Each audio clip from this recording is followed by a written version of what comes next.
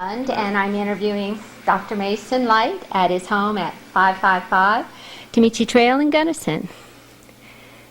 Dr. Light, where were you born? Oh, I was born in San Francisco. Oh, you were. So was Long I. time ago. Yeah, okay. And did you grow up in San Francisco? Oh, I spent the first 10 years of my life in San Francisco Bay Area. Uh-huh. And because of poor health, was an asthmatic. My family moved around a lot, staying in the Bay Area. Mm-hmm. And ultimately went to Portland, Oregon. Oh. And then later, I went to Denver to see if I could feel better in Uh-huh. Denver. Did it help? And I was improved. Uh-huh. And so we've been Colorado residents ever since. Oh, okay. So, what year did you go to Denver? 1929. 1929. And I spent my early schooling years in Denver. Mm-hmm. And when did you decide to become a doctor? Oh, that's a long story. Okay, all right. That's all right. When I was still in high school, I used to help out at the Bureau of Animal Industry. Mm-hmm. Was a pathological laboratory. Was that in Denver? Mm-hmm. And I was at the United States Department of Agriculture, I think it was. Uh-huh. And they were doing a lot of work on animal husbandry and so on. Mm-hmm. And so I went up there to kind of be of assistance and trying to learn something of the field of entomology or some phase of science. Mm-hmm. Never thinking of going into medicine. And then one of the fellows who was up there was quite an inspiration to me, a fellow named Dr. Davis, Chuck Davis. And he says, don't go into this kind of stuff. Why don't you go into medicine? Uh-huh. And from then on, I kind of thought of going into medicine. Mm-hmm. And so ultimately went on to University of Denver and then stayed in Colorado, went to the University of Colorado Medical School. Oh, okay. And when did you meet Betty? Oh, I met Betty at a wedding of a close chum. Oh. We were going to have a date someplace Uh-huh. after a wedding, and so there was a pretty girl, and so I took her out, Uh-huh. and it ultimately led to her marrying me. Uh-huh. Why she did, I don't know. I think there must have been a reason. But There's always a reason. An interesting part of my life. Mm-hmm. And, so we were just married a year when I came to Gunnison. Oh, okay. So you came here in 1942. Why Gunnison? I was one of the few younger rejectees from the armed forces. And because of my asthmatic background, they wouldn't take me into the armed forces. That's So right. I During ended the up war. by coming to Gunnison, relieving a doctor here who could get into the service. Oh. And who was that? That was Dr. Mast. Oh, Dr. Mast, right. Dr. Mast was associated with Dr. McDonough. Right. And so I took Dr. Mast's place. And at the end of 3 years, when Dr. Mast came back, he decided to go on to Cleveland, and Oh. we decided to stay here in Gunnison. And we've been here ever since. And it's been the most wonderful place to raise our family and all that. So it's been great. How many kids did you have? 3. Yeah, and they're all grown, have their own families and so on. So what did Gunnison look like in 1942 when you first came? Snow covered. Oh, it's coming. April, right? No, actually, we came over in the fall, Mm-hmm. and I'd never been on the western slope. And we just fell in love with it because of all the fall colors and so on. And so that's what made us decide, yes, we would give up what I had started in Denver, to start to practice in Denver. Uh-huh. Now, did you have a family practice in Denver? Yes, just Why? started. Oh, okay. And then with the war coming on, and all of my doctor friends going into the service, we felt that at least I could be patriotic in doing something for our country. So by relieving Dr. Mast up here, I could feel I was doing something patriotic. I guess it was really, there weren't very many doctors at home during the war. No, that's right. And it was quite a burden to everyone. Yeah. So Dr. Mass wanted to get away, so I took over for him and worked with Dr. McDonough. Uh-huh. Were you the only two doctors in town then? Hmm? Were you the only two doctors in the valley? Yes, uh-huh. We were Okay. the only two doctors here, and Dr. McDonough was ill most of the time. And so I was doing over 90% of the work. And so that when Dr. Mass came back, and there was a reorganization, so to speak, of the medical profession, I decided to go in on my own Uh-huh. and stayed here in Gunnison. Okay. And shortly thereafter, Dr. McDonough was on a visit to California. He was killed Oh. in an auto accident. But I stayed on. So then were you the only doctor? I was the only doctor for quite some time. Wow. And then later other doctors started to come into the community. Well, you must have worked night and day. It was tough for a while. Yeah. That's when I saw I needed to get a partner. Yeah, right. You must have been on call 24 hours a day. Yeah, right? it was getting pretty rough. Yeah. So in a small community like this, you have to have somebody who's going to be here all the time, Right. because there's times Right. I was out of town and things would happen Yeah. that I had to be here. Yeah. You know, it was very important. Now, when you came, was the hospital still in that? There was a family by the name of Newberry that Oh, okay. owned the hospital, Okay. and it was a very small operation. Mm-hmm. But it's one of the reasons that I did stay on, because we did have some kind of hospital. Oh, okay. uh, Now that was affiliation. that was after it was in this.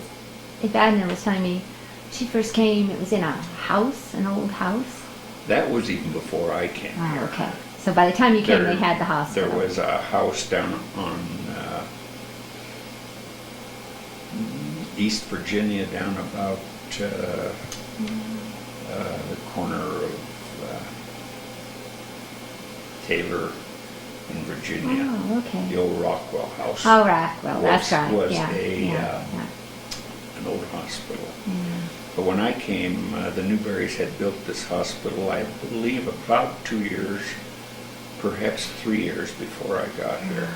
Okay. So that must have made a big And difference. it made a big difference, and it made a big difference in my decision to stay in the community, Sure. even after Mass came back, because we did have hospital facilities. Yeah.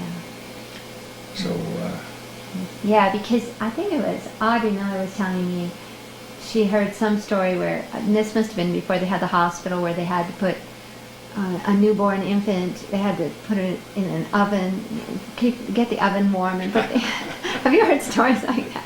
This is Dr. Mast had to do this to save the infant or something. but it like was, that. That would be pretty it was a crude. fun time to do during all the years I've been here in Gunnison.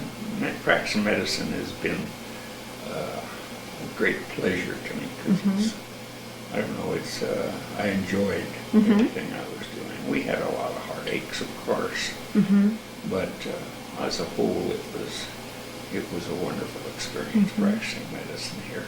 Okay. What were some of your biggest problems during the first years you were here, besides just being the only doctor on call? Well, when I first came, obviously there were just two of us, and we'd make house calls as far away as Lake City That's right. or Crested Butte.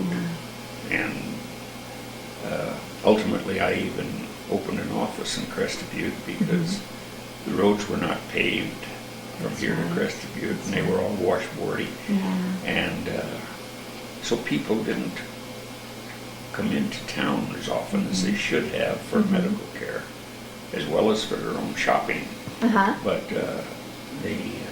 so I finally opened the office in Crested Butte, and was very busy up there during the early days before the mines closed, before the railroad pulled out.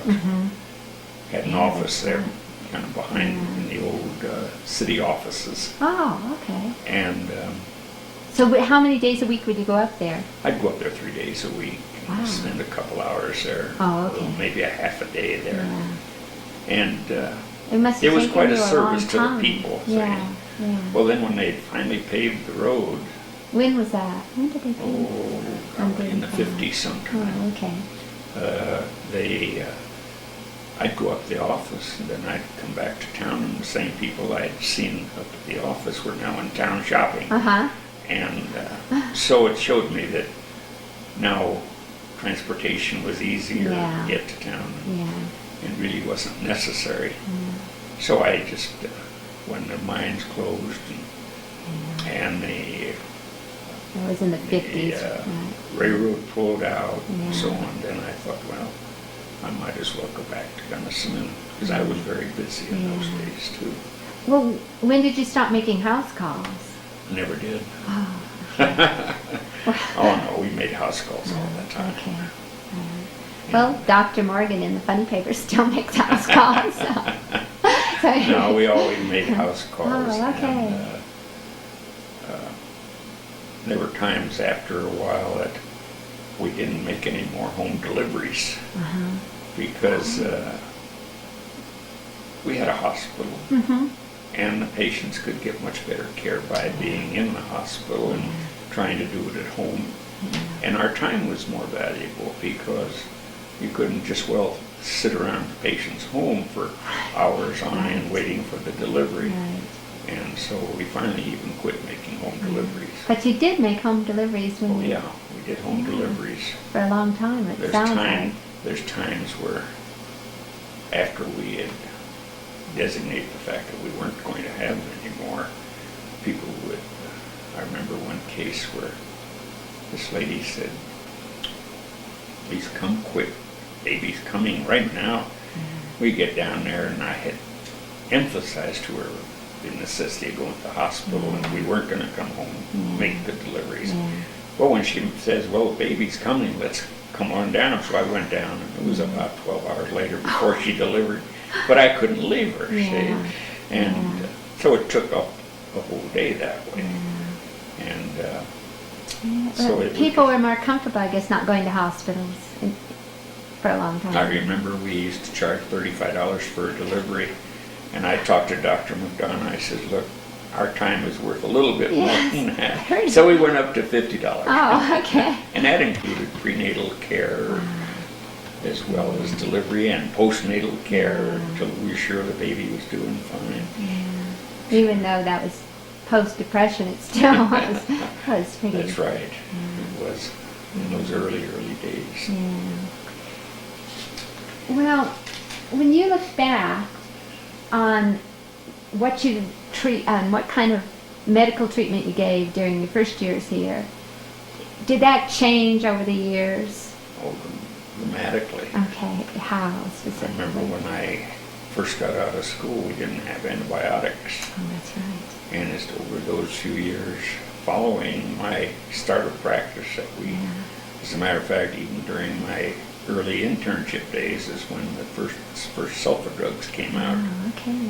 And so gradually we'd start using antibiotics, of course, all through the years. And when 5,000 units of penicillin would cure pneumonia, and then finally it got up to hundreds of thousands and millions of units and so on because of the body's resistance and so on.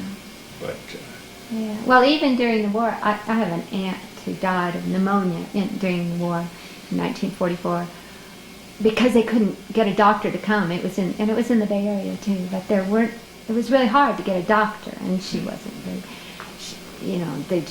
she didn't have very good access, but sulfa was around then.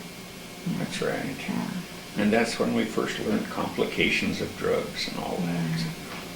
So, also polio vaccine, right? Yes, That's another polio biggie. was quite an epidemic I believe it was in the 50s. Yeah.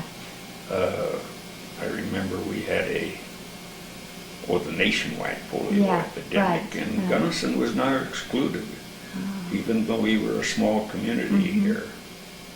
And we had a couple very serious cases up on campus.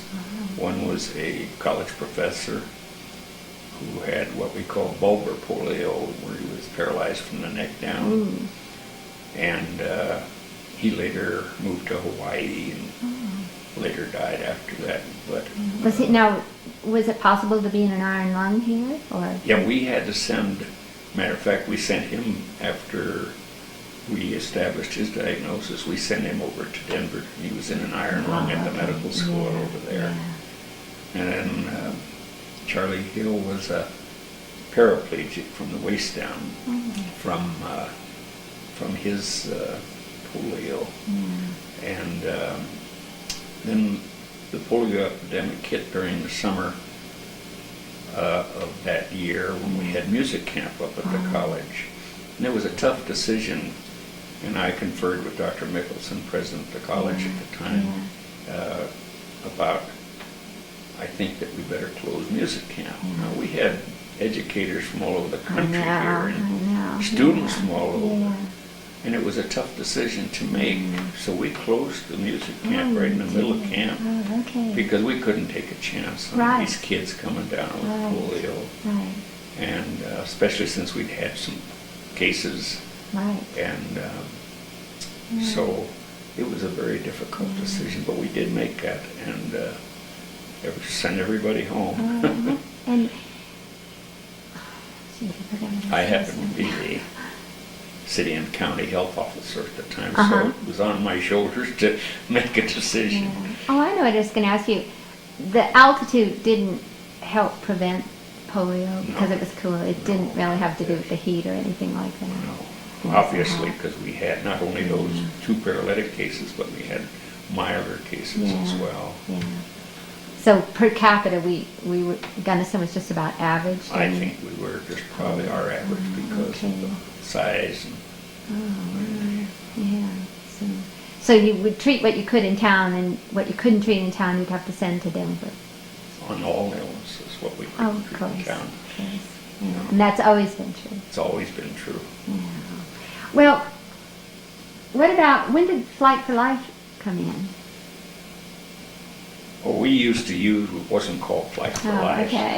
But if we'd have a serious injury or illness that we had to fly out, Rocky would always fly people. It was a fixed airplane type of program in which he'd fly in any kind of weather for us and take a patient over.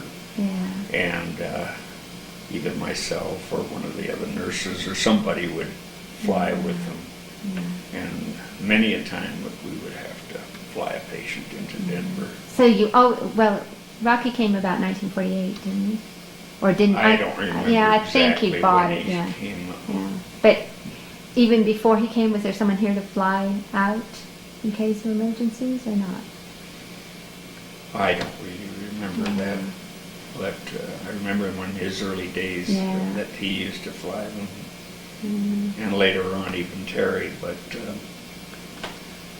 then the Flight for Life started coming in.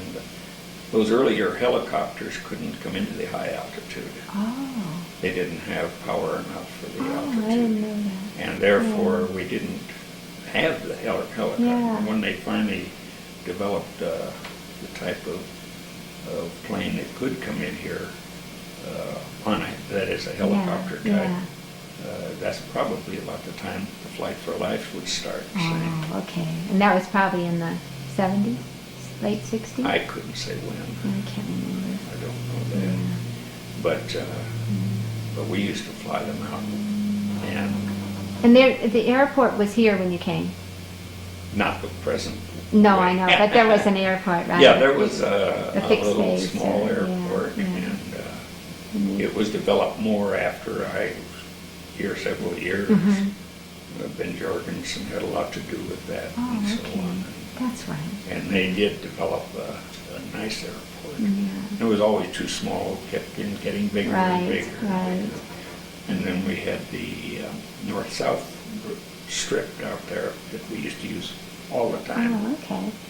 And there's times that we would fly somebody in and come back from Denver, say, in the dark, and somebody would shine their headlights at the end of the airport so we could land. That's how we used to land in Addis Ababa. You had to land after dark. That's the way it was after dark. I know, But at least they had DC-3s, right? They can land about anywhere. I have a friend by the name of Bill Madsen that used to be head of the Civil Air Patrol for the state. And I had gone over to Denver, and I was the only doctor here. And just drove into my parents' home, and mother comes out and said Gunnison was calling me. Had a lady in labor, and so I called Bill, and this was already dark. Yeah. It was about 6, 7 o'clock at night. Yeah. He flew me back to Gunnison, Oh. and we landed after dark with headlights at the end of it. We had to buzz the field a few times to get somebody out there, Yeah. because there were no radio communication. Yeah. And somebody came out with a car and had headlights at the end of the Oh, only we one landed, car. went on up to the hospital, delivered my baby. We stayed overnight, and flew back to Denver the next day to get my family. But those are the early days. Uh-huh. You had to do certain things. Right. But it must have been kind of exciting too. It was at times. And the limitations of a small community. Mm-hmm. I felt I had a very fine training, so I was able to do pretty much everything, but there's always limitations, and Right. therefore we had to fly people out Right, with certain right, things. Yeah. Well, that's right. I mean, a family physician isn't necessarily a specialist. That's right. Sometimes He's you a need specialist in specialists. everything. That's right. But yeah, sometimes you need. Yeah. Right. What about the impact of the college on your practice over the years? It was pretty. College has been a very primary thing. When we first came here, there were only, I'd say less than 600 people on campus Right. because of wartime. Right. And as a matter of fact, one of the history professors, by the name of Stan Spade, and I were recruited to be part of the MOVE fraternity in order to have a quorum so we became members of the Kappa Delta MOVE Oh. because there were just no people on campus. Right. And Yeah. our office started taking care of all the students as they gradually came back Mm-hmm. because the students had their scholarships because of serving Right. in the Right. service. Yeah. Yeah. And The GI Bill and the GI right. Bill and so on. Right. And so as you ask about the impact of the college, it was a big part of our practice because in a small town we couldn't very well have offices on campus, although we did try in later days. And but people would come down to the office because it's walking distance, Right. and they'd come in, and so we would be taking care of majority of the college students in our office. Now, the returning vets, did a lot of them have medical problems from having been in the war? Occasionally, Oh, okay. and if they were major enough, of course, we'd refer them to the veterans Right. hospitals. Right. Yeah. But the students came to the office, and at one time we even opened an office up in Taylor Hall. Oh. But we'd have office hours up there, and the students wouldn't. They'd say, "Well, we have classes, we can't." Right. we can't." Right. Yeah. And so they still end up down at the office. Right. So we tried it for a year, but it didn't Yeah. work out because the nurse would screen them, send them down to the office Yeah. if we weren't up at the hours that we could spend Yeah. the office hours up there. And so we took care of the students, and I think did a very creditable job doing that. Yeah. And They well, had the choice of going to any doctor they wanted in the community, and they had medical care, some type of insurance. Uh-huh. And so if we needed to hospitalize them, the hospital took care of it in that right. respect. Right. Yeah. So Yeah. I thought the kids had very good coverage. Yeah. And then of course the college increased. And in as it enrollment, increased, it yeah. still did, Yeah. was under the same basis Yeah. all the way through. Yeah. And Today I think they still have that insurance. it's still covered by their insurance. Yeah. Right. So they can go And to the that doctor. carried the doctor's Yeah. office visits plus the hospitalization Yeah. if needed. Yeah. And it all had its limitations. As anything Well, does. right, yeah. That's right. Yeah. Yeah. What about when the ski area started expanding in the 60s? Did that have an influence on your practice? We took care of the ski area. As a matter of fact, we established a clinic up at the ski area. At first, we had opened an office in downtown Crested View, figuring it would serve the public there as well as the ski area. Yeah. And then after a few years, we designed the ski area. CBMR asked us to design an office at the base of the hill for care. So we designed that and opened an office up there and staffed that for the majority of the time. There was time for another doctor's office, did staff it for a year or two, but majority of the time since 1962, our office has staffed the clinic up there. Oh, okay. So you're still staffing? Is your office Still doing it. Oh, okay. Because I know there are doctors up there permanently now. Is that right? And during the winter, the office has a man up there 7 days a week. Yeah, And it's a long process, but even since I've been out of the office, they've increased the staff so that there's 4 doctors in our old office. Right. And then one of them goes up there one day. They alternate their time up there during the week. So it takes the influence of the ski area on the practice is great, because we had a lot of work to do with them. Yeah.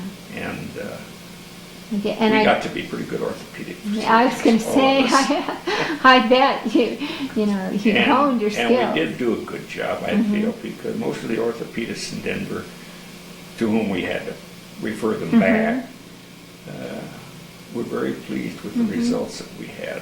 Yeah. So, well, that's. What about the increase in tourism you've seen over the years? Did that happen? Tourism has always kept it busy. Gunnison is a tourism community, and we thrive on our ranching and our tourism, and then later with the ski program. And so we have fishing and hunting and everything, and so it is a tourist community. Tourist-oriented anyway. And so it's always, ever since day one that I've been here, it's always been very active from the tourist standpoint. So you always have to take that into consideration. Yeah, we always took care of all kinds of tourists, having to go up nighttime calls the way back in the back country on horseback even to take care of people who've been injured. Was that, they probably didn't have search and rescue in those days, did they? No. That's right. Yeah, that's something else that's changed. That's right. What's the most, I'm going to just do up here. Is there a typical day in the life of a family physician? Typical day? Typical day? Well, a typical day is one for an average day would be getting up in the morning, hospital rounds, back to the office, back to the hospital again towards the end of the day, home for abbreviated meals, visiting with the family for a little while, and then back on house calls again, and then flopping into bed. That's a typical day. Right. And then in between, there would be times when it would be quiet. You could get out and do some fishing and relaxing. So there's been all extremes. What do you see most as a family physician? You deliver babies. You do I don't think there's any one thing that's most. Oh, okay. Because you have a variety of everything. You're seeing orthopedic cases, whether it's ski injuries or tourism injuries, or just horseback people injuries, breaking their people getting legs, thrown from horses, or fish hooks in various parts of their body that have to be removed, or taking care of pediatric illnesses, coughs and colds, and pneumonias, and all the gastrointestinal upsets that people get. That's true. And the general practice with obstetrics and surgery, Mm-hmm. and someone has to do the surgery here. That's true. Now you got to turn it.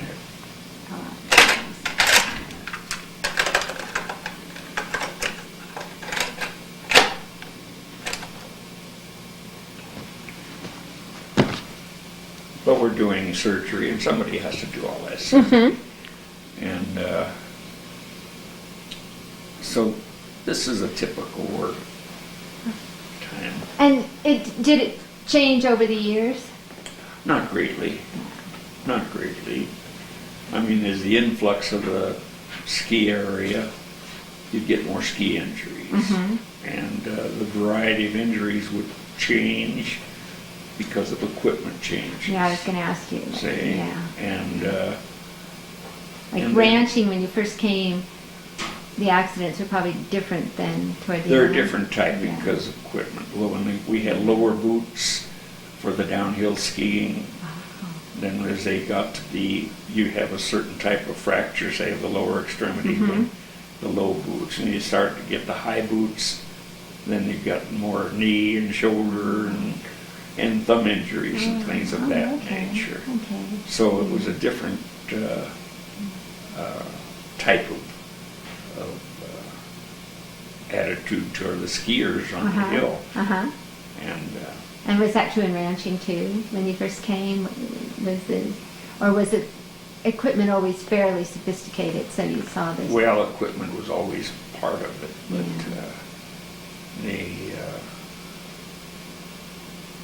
that was only one part of the practice of medicine. I mean, there's so Right. much else Right. goes on when you're taking care of pediatric cases and Yeah. taking care of obstetrical cases Right. and all the general run of general medicine and surgery. It was a very busy type of practice. Must have been because you dealt with It's the not old and the young. specialized. Yeah, you're Yeah. dealing with everything Yeah. from newborns up to old age, Yeah. to contagious diseases, to everything. Say. And you mentioned polio, and when we had polio vaccine and how we were able to wipe out polio in our area.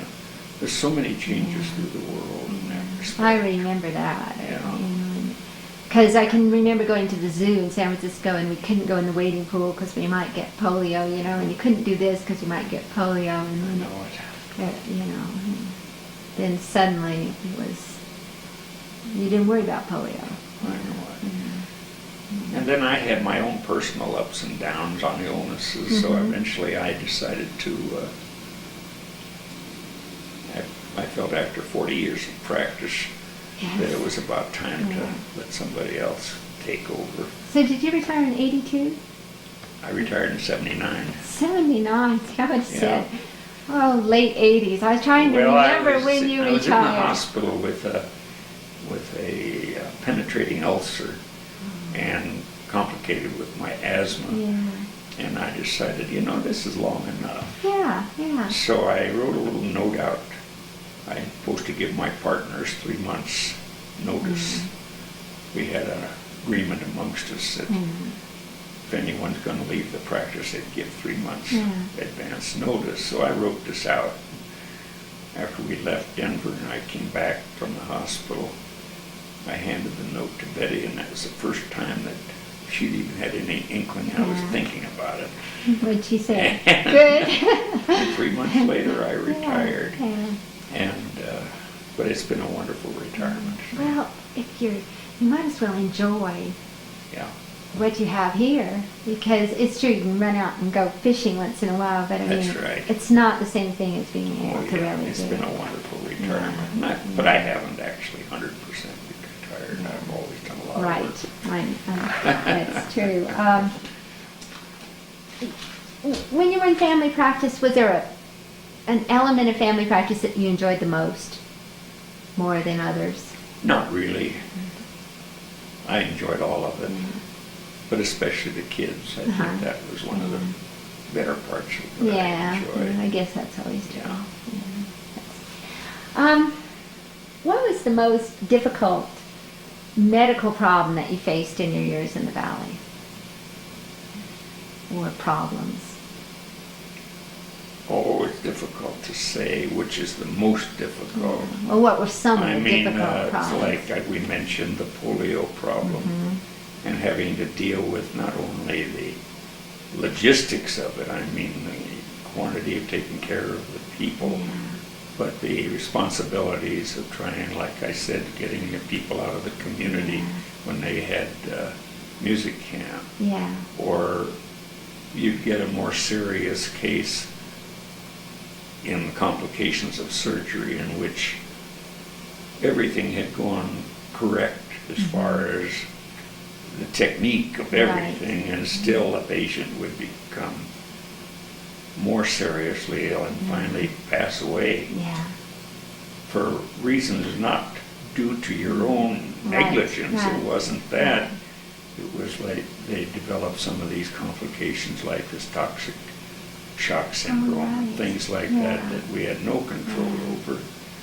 And Or like they would, the more serious illnesses, the average public doesn't realize what the doctor goes through in trying to take care of those things. That's probably true. And then the reverse, when you bring a new baby into the world, or we had a family here that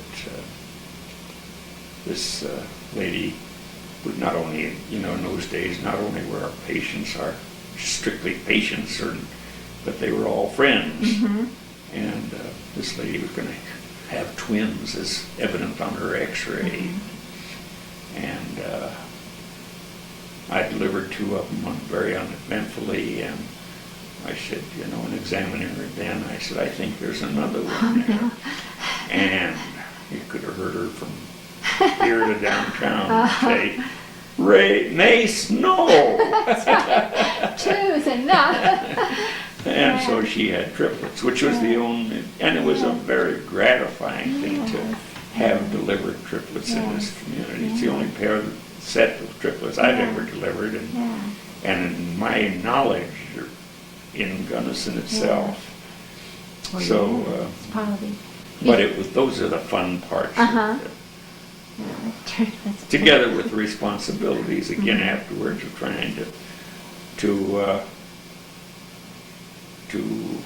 survive or to help 3 young ones of that small size to survive and progress, And their which parents, they did. to cope. And our little incubators in those days were heated with hot water bottles and that type of thing.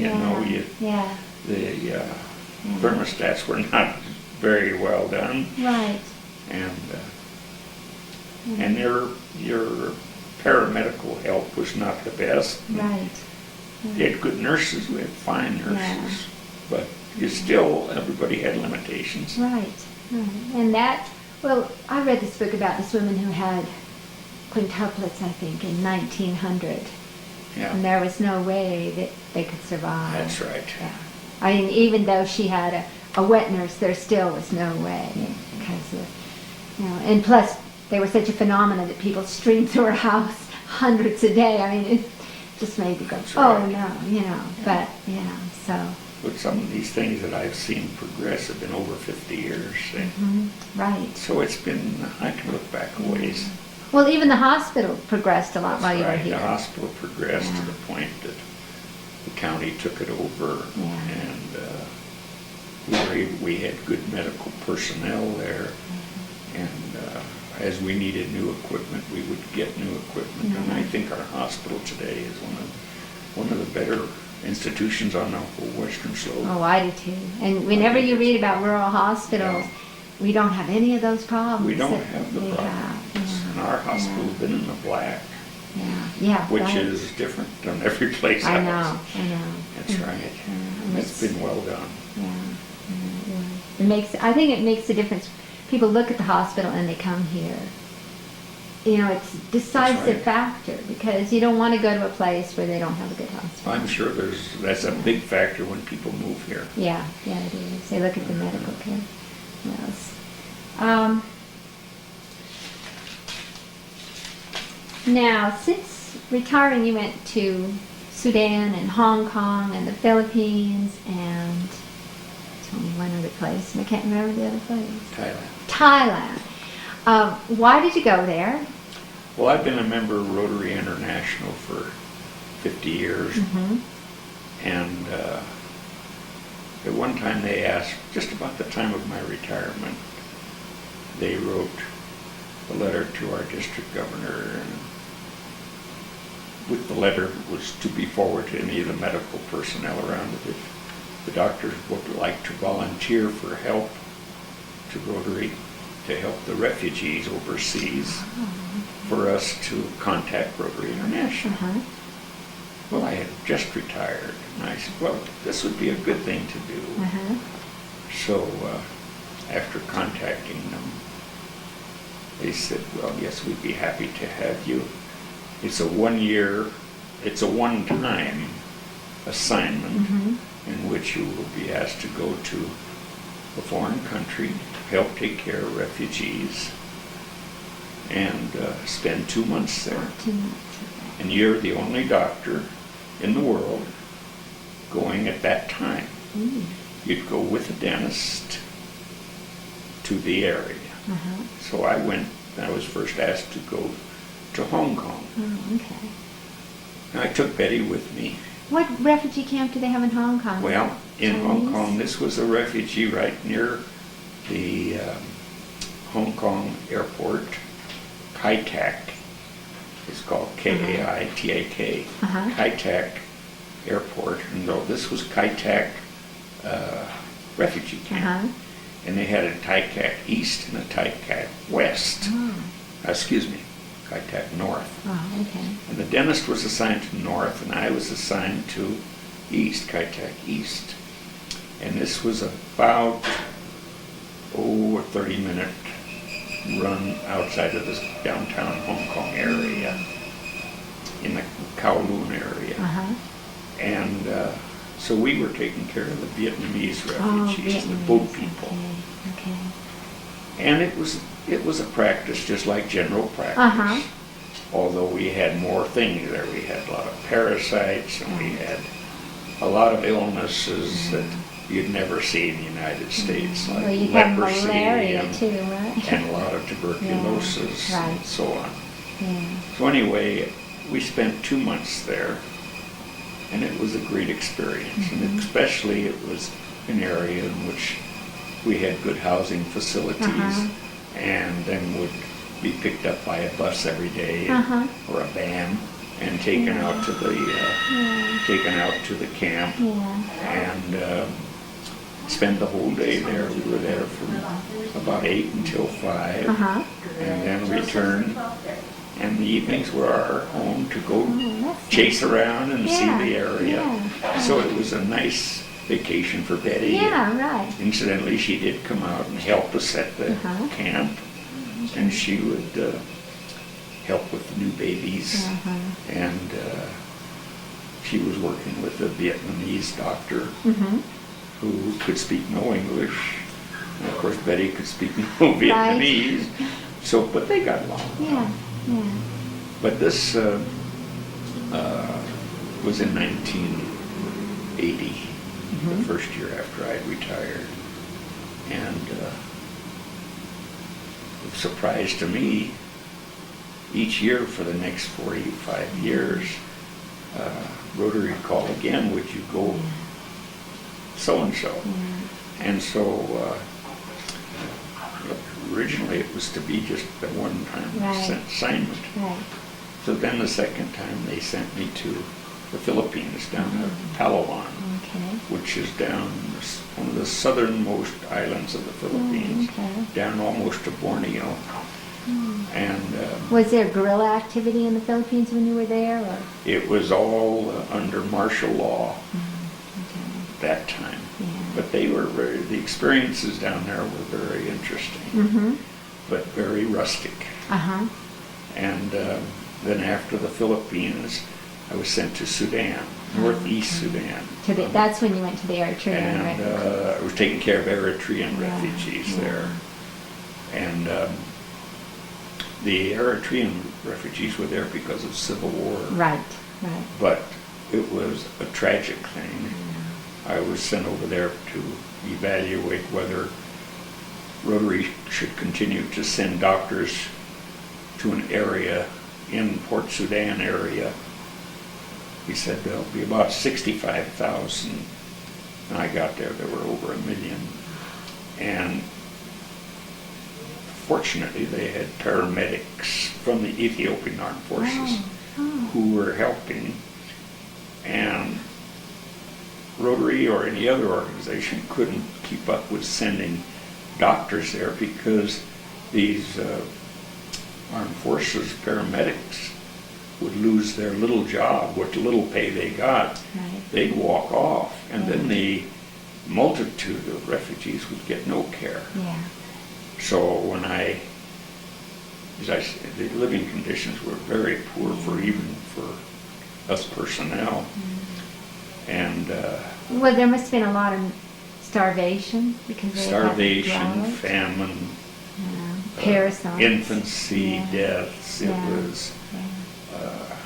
was really a very depressing Oh, I can situation. imagine. And it was just before the press got the information of what was going on over there Yeah. when we were there. Yeah.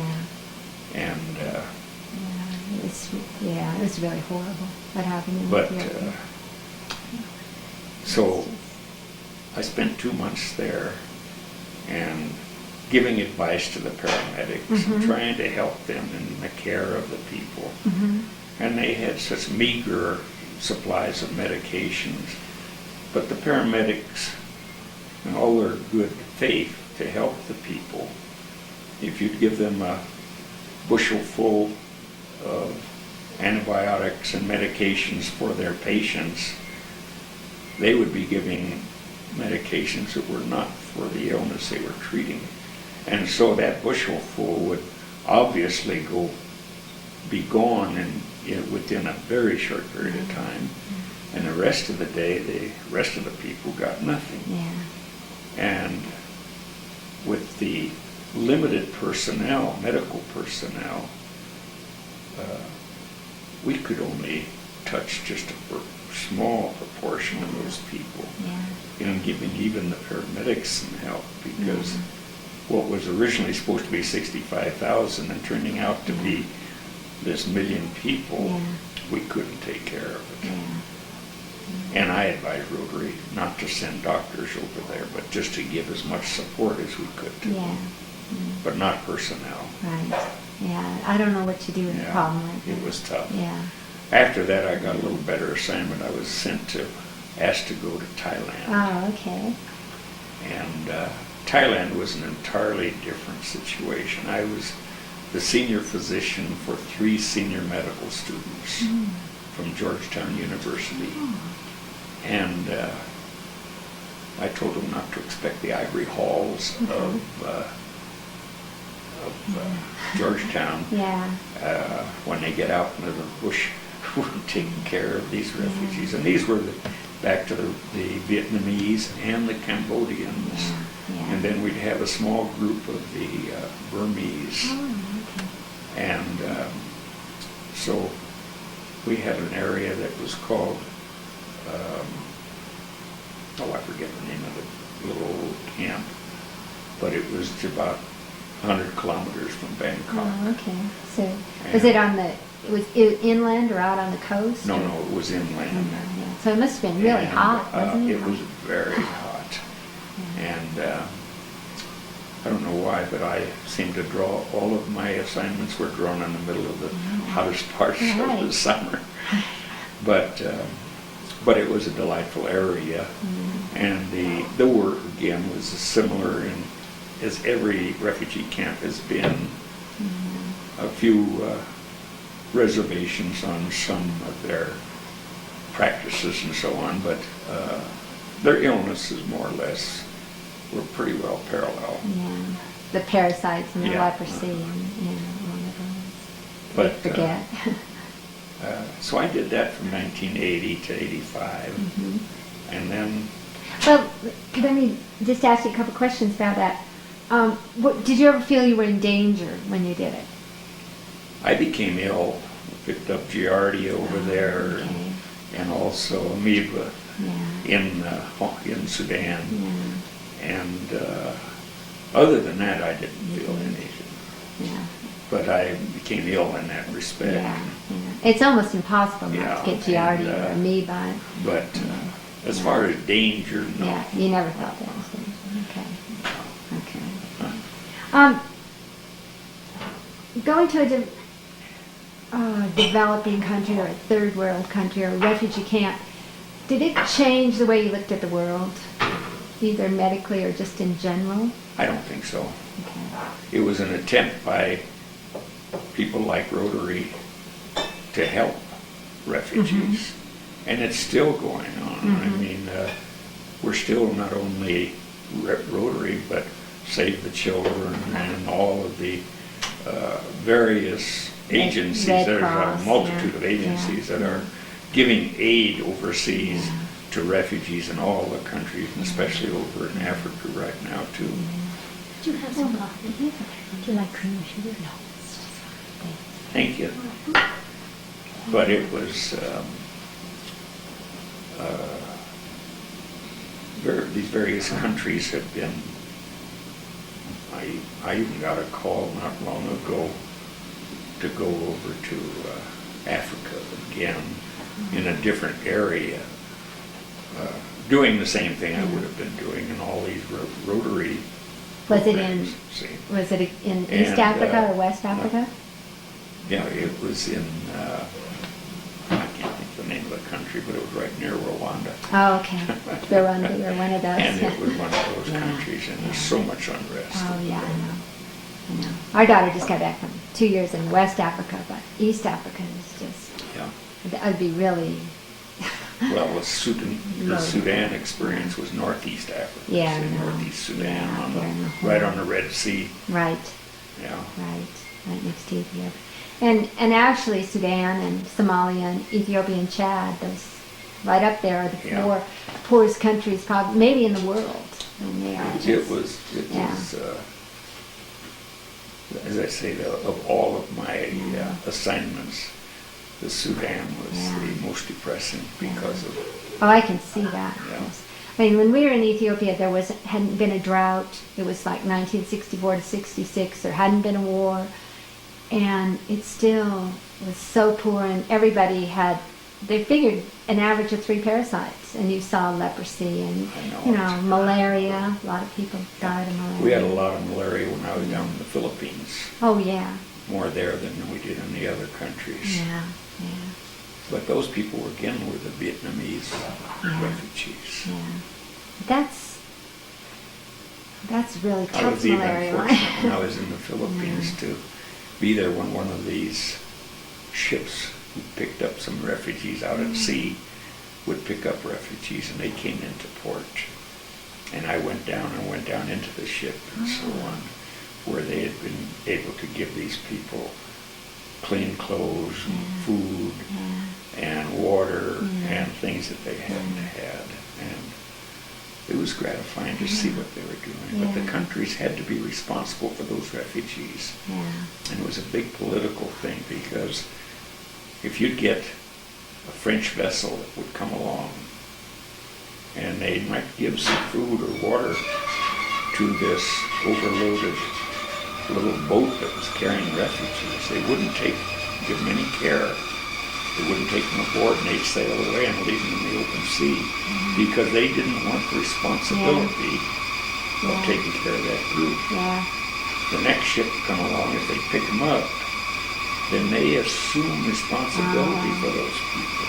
It was really a political thing too. Oh, it is. And you wonder why people will do that. I think you also wonder at the resiliency of people who survive against the most dire conditions. I mean, especially the Eritreans. I mean, 1 million people, and a lot of those people aren't going to make it, but some of them are going to make it. And I guess that's why you have to look at the individual and say, well, I saved one child or something like that. At least you feel that you've accomplished something. And you don't know what that child's going to do, Yeah, it's really... we hear all these dire reports that family physicians are dinosaurs in this day and age of specialization. Do you think that's going to be No, true? there was a trend, Yeah. and it's kind of an up and down roller coaster type of thing. There was a trend for a long time that medical schools would graduate students and would emphasize specialties. Mm-hmm. And then the pendulum swung the other direction, and they saw the need of a family physician, and they started recommending, with efforts from the various physicians in the state, to please emphasize family practice. And I think the pendulum swung in that respect so as to ask the doctors to go into practice, family practice. And I think that you mentioned Gunnison. I think we've had an influx of some specialists, and this has been good for the community. But the family practice has still been the basis for small communities like Gunnison throughout the country. And these family practice residencies are putting out some very capable people. And Gunnison has had their good share. And then we saw, when I retired, we got to the point there was no one who could do major surgery. And so we had the need of getting a surgeon. And then later, with the ski area growing, there apparently was a need to get an orthopedist in the area. And then we've had care, dermatology, and ear, nose, and throat, and gynecology, and so on. Other specialties would come up and spend maybe one afternoon a week here in Gunnison. Radiology. Once we improved our radiology department at the hospital, we for a while had full-time radiology, and now we have 3-day-a-week coverage, but full-time coverage all the time. We can send people and materials to the radiologist, so it's really almost full-time radiology coverage. And that makes a big difference. You don't have to go to Montrose to have a mammography. And there's a mobile MRI unit that comes through, I think, once a month. And we now have our own CAT scan. And so the progress of our community in medicine has been tremendous.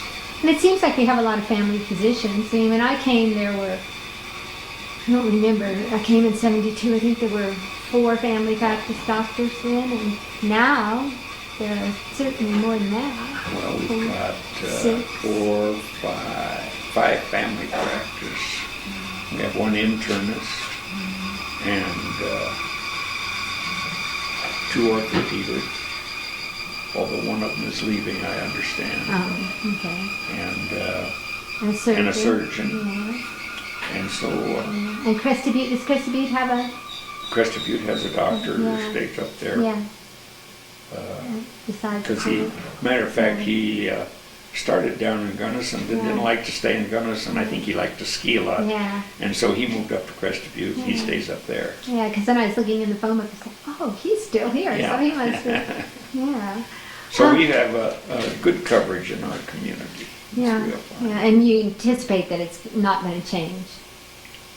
Only to increase, as the community would increase, Which it probably looks like it's going to do. If you could mold the future of medicine in the United States, give you all this power, how would you like to see it evolve? I mean, we have all this talk about, what we need and what we're getting, and, how I think ultimately my thoughts are that medicine is going to be a little bit more regimented, as evidenced by the HMOs that are coming in and so on. Small communities, however, are not, as a rule, dictated by HMOs because there's only a limited number of physicians. The patients go to those physicians. In a large community, if you have an HMO, the people then are designated which doctor they will see Right. if they join such a group. Right. And they get good medical care Mm-hmm. there. But it perhaps is a little bit more economical for those people. Mm-hmm. As I see it, the future of medicine in this country is still going to be the family practitioner, because he's the one that's going to take care of the various ills. Mm-hmm. There's a big need for the specialist, because what the family practitioner cannot do, Right. he will refer to the appropriate specialist. And so there's need for both. Yeah, right. But as I see it for the whole future, it's going to continue the same way, and the only difference is going to be a method of financing. And And do I have to change the time out for the tape? Yeah. Yes.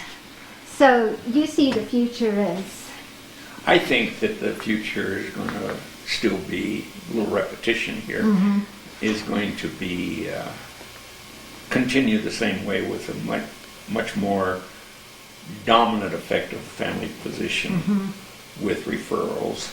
However, the method of financing medical care, especially for the poorer segment of our population, is one of the big things in Congress today. And I think they're making too big an issue in the way they're approaching it, but that's my personal opinion. I think they could approach it a little bit on a more rational way, and I'm not going to go into how I think it should I be agree done. with you. I think you could be more rational about this too. It's interesting because I notice the college is with Blue Cross Blue Shield, and they just sent us a big book, and they have all. This is a big book about how to take care of yourself, when to go to the doctor. Yeah. You know, and actually it's just, most of it's common sense, and they Well, a lot send of you to it- the doctor, Yeah. you know. A lot of this is trying to go into what we've preached for many, many years, is preventive care. Right. And if a person can take a little bit of responsibility for themselves, they can prevent a lot of future problems that they have. Yeah. There's no question about that. But their emphasis also is on family physician. You go to your family physician, you don't go to a specialist. That's The right. family physician decides you need a specialist. That's right. You know. And I think this Yeah. is a smart approach. Yeah, I do too. I really do. Yeah, yeah. Because you go to a specialist first, and I've known people in the past who couldn't take care of a simple problem because they're a specialist. See? Yes, yes. And Yeah. your Yeah. family physician is trained in all phases Right, of medicine. right, and yeah. Now, he may individually have more ability, say, in the field of cardiology than he would in the field of taking care of some fractures. Right, right. And the next man who's had the similar training might have more emphasis in his orthopedics than Yeah. he would in taking care of babies. See? Yeah, yeah. So, but as a whole, their basic training has been very comparable. So it's a matter of what they want to emphasize their work. And I know I went to a cardiologist one time, and he said, we have 3 men who specialize in pacemakers. This is subspecialty, so to speak, in the same office. Yeah. They all can treat the same type of heart problems, Yeah. but this group, these 3 people in this one group did more with pacemakers. Yeah. Well, you see, each group is now becoming more specialized, and Yeah. they get more specialized. Yes. And you take that individual who is so specialized in his heart field is going to have trouble taking care of a kid with croup. Right, exactly. And not only that, if you go to a specialist and it's not what you think it is, it's not his specialty, sometimes a family physician would recognize, well, it could be this, this, or this. It's very possible. Yeah. Right. But all of them are basically trained well Yeah. and can do the job, Right. but in time, they get away from it. Right, right. I know I went out to the Indian reservation. This part of since I've retired, I've done a lot of work with the Indian Health Service. Oh, which reservation did you go to? Oh, I was out in Oregon, Washington, Idaho, Montana, Oh, okay. and I spent a lot of time out there for the last 5 years. And but I see people out there, which is all general practice. They don't have specialists Right. on the reservation. Right. And they have people who are general practitioners, majority of whom have worked for the Public Health Service or have had a lot of their medical training paid for, say, by the government. And this is a way they are paying back their debt to the government by working on reservations and doing this type of work. And so I went out there to relieve them when they could get away to study or to vacation or whatever. And so I would help them out there. But getting back to the point I was trying to make is on the reservation, there are no specialists. They're all general practitioners because these Indians come into the clinic with a variety of illnesses, and you can't have a specialist there. Right. And if these physicians find problems, it's the same as in general practice of medicine. Here in Gunnison, you'd refer them to the nearest larger facility where they could get specialty care. Right. So it's the same thing all over. Yeah. Now, on the reservation, did you notice that medicine there had more in common with medicine in Gunnison or more in common with like some of the things you saw in refugee camps? I would say it's more like what we see in Gunnison. Oh, okay.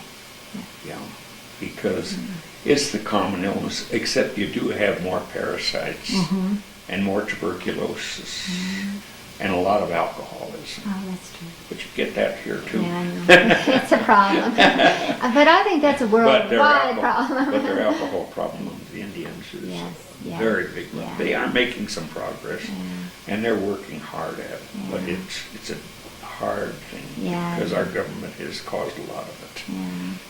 Well, I read Michael Dorse's The Broken Cord about he adopted a child with fetal alcohol syndrome. He was part Indian and off the reservation, and it's just such a problem. It is.